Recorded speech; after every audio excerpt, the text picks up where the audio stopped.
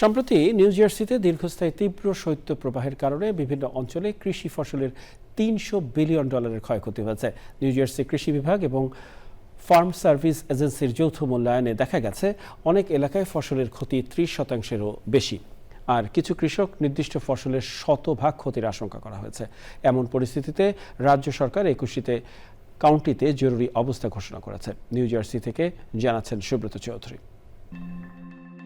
কর্তৃপক্ষ জানায়, আকস্মিক তাপপ্রবাহের পর হঠাৎ তীব্র ঠান্ডা নেমে আসায় গাছের ফুল ও নতুন ফলের গঠন প্রক্রিয়া মারাত্মকভাবে ক্ষতিগ্রস্ত হয়। বিশেষ করে ফল ও বেরি জাতীয় ফসল সবচেয়ে বেশি ক্ষতির মুখে পড়ে।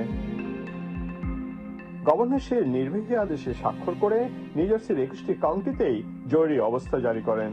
এর মাধ্যমে বিভিন্ন সরকারি সংস্থার সমন্বিত তৎপরতা জোরদার করা হবে, যাতে ক্ষতিগ্রস্ত কৃষক ও খামার মালিকদের আর্থিক ক্ষতি কমানো যায় এবং দ্রুত সহায়তা পৌঁছে দেওয়া সম্ভব হয়। গভর্নর মিকি শেরিল বলেন, নিউ জার্সির কৃষিখাত আমাদের অর্থনীতির একটি গুরুত্বপূর্ণ চালিকা শক্তি। গার্ডেন স্টেট নামে পরিচিত হওয়ার পেছনেও কৃষির বড় অবদান রয়েছে।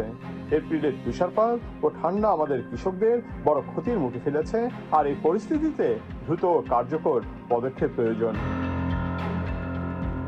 নিউ জার্সির কৃষি সচিব অ্যাড ওয়েনরিং বলেন, জরুরি অবস্থা ঘোষণার মাধ্যমে রাজ্য সরকার কৃষকদের পাশে থাকার সুস্পষ্ট বার্তা দিয়েছে।